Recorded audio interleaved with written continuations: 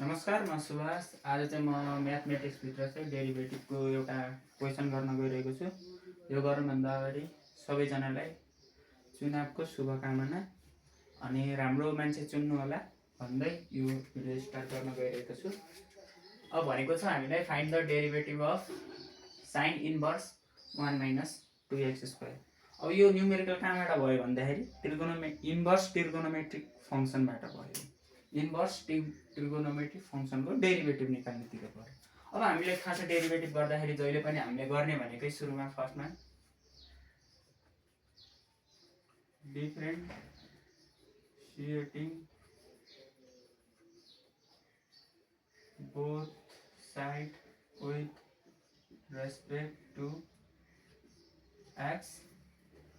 अब हामीले यो डिफरेन्सिएटिङ भनेको यो प्रोसेस हो।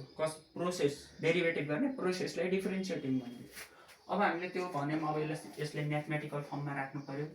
dy/dx इक्वल्स टु डी हाम्रो के छ, साइन इन्भर्स 1 माइनस 2x² छ। यसको हामीले डेरिभेटिभ गर्नु छ भनेपछि मैले भन्दै आइरहेको छु हामीले कुनै पनि चिजको यसलाई अब हेर्ने यो जुन दिएको भ्यालु छ त्यसले हेर्ने कुनै फर्मुलामा छ कि नै, यो च्याप्टरभित्र पढ्ने डेरिभेटिभभित्र पढ्ने चाहिँ कुनै फर्मुलामा छ कि छैन भने कसरी लाने भनेर मैले भनिरहेको छु। अब यो हामीले थाहा छ यो इन्भर्स ट्रिगोनोमेट्रिक फङ्सन डेरिभेटिभमा हामीलाई एउटा फर्मुला थाहा छ,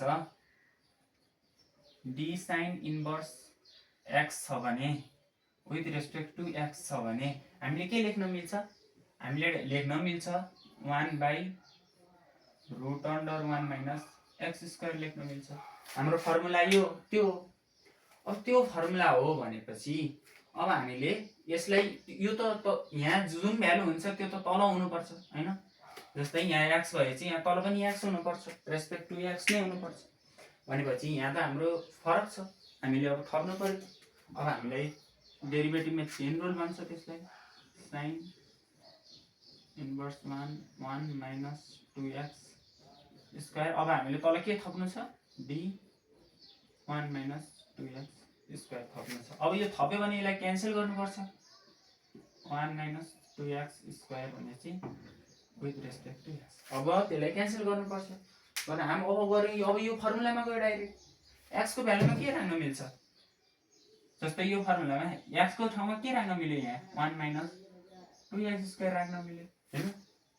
यो राख्न मिलिसकेपछि अब हामीले गर्ने भनेकै त्यही हो। अब 1/√1 माइनस के छ, 1 माइनस 2x² फर्ममा छ, किन भन्दाखेरि x² हो। x को ठाउँमा यो हाल्दाखेरि यहाँ होल स्क्वायर हुन्छ। त्यो भइसकेपछि अब यो उसको फर्ममा छ, सबट्र्याक्ट फर्ममा छ भने चाहिँ टुक्राइदिउँ। डेरिभेटिभ अफ कन्स्टेन्ट्स माइनस 2 कन्स्टेन्ट्स अगाडि आयो, डेरिभेटिभ अफ x² गऱ्यौँ। अब यति गरिसकेपछि अब हाम्रो नेक्स्ट भनेको के गर्ने त, अब हामीले नेक्स्ट के गर्ने, यसलाई नै टुक्राउँदै जाने। अब हाम्रो नेक्स्ट भनेको यसलाई नै टुक्राउँदै जाने। अब यो होल स्क्वायरको फर्ममा छ भनेपछि हामीले लेख्न मिल्यो 1/√1 माइनस, अब a² प्लस माइनस b² को फर्मुलामा राख्नु पर्यो, 4x² प्लस 4x 4 भयो यसको। यो भइसकेपछि यता 0 को डेरिभेटिभ कन्स्टेन्ट्सको डेरिभेटिभ 0 भयो, माइनस 4x आयो हाम्रो यता। यसको डेरिभेटिभ x² को डेरिभेटिभ 2x हुन्छ, अगाडि कन्स्टेन्ट्स 2 भएपछि 4x भयो अनि माइनस साइन त्यो नै एज इट इज रह्यो। अब हामीले मल्टिप्लाई गरिदिने माइनसले भित्र, minus 1 plus 4x² minus 4x भित्र मल्टिप्लाई गरिदिउँ हामीले, रुट हाल्नु पर्यो, रुट हाल्यौँ। अब रुट हालिसकेपछि यसको त यहाँ त बाँकी त माइनस 4x रह्यो, 0 माइनस 4x भनेको माइनस 4x बाँकी रह्यो। अब हामीले यहाँ के गर्न मिल्छ, 1 क्यान्सल हुन्छ, √1 क्यान्सल हुन्छ, 4x² माइनस 4x 4 हुन्छ हाम्रो। अनि यहाँ चाहिँ हाम्रो -4x बाँकी नै रहन्छ। अब हामीले यहाँभित्र 4 कमन लियौँ, 4x स्क्वायर कमन लियौँ। 4x स्क्वायर कमन लिँदाखेरि के हुन्छ? अब यहाँ हामीले 4x स्क्वायर कमन लियौँ, 1 - x स्क्वायर बाँकी रह्यो इन्टु -4x यहाँ भयो।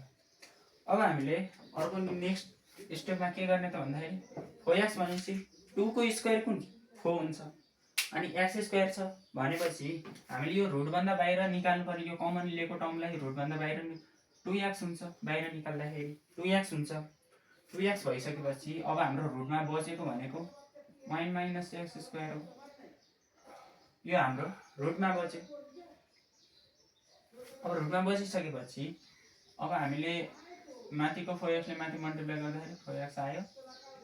अब 2x र 4x 2 ले चाहिँ 2 टाइम्स 4x ले काट्छ नि, 2x ले 2 टाइम्स 4x भनेपछि -2 माथि रह्यो, तल के रह्यो एन्सर 1 - x स्क्वायर रह्यो। यो नै हाम्रो फाइनल एन्सर हो भन्दै है कम्प्लिट गर्न चाहन्छु। धन्यवाद।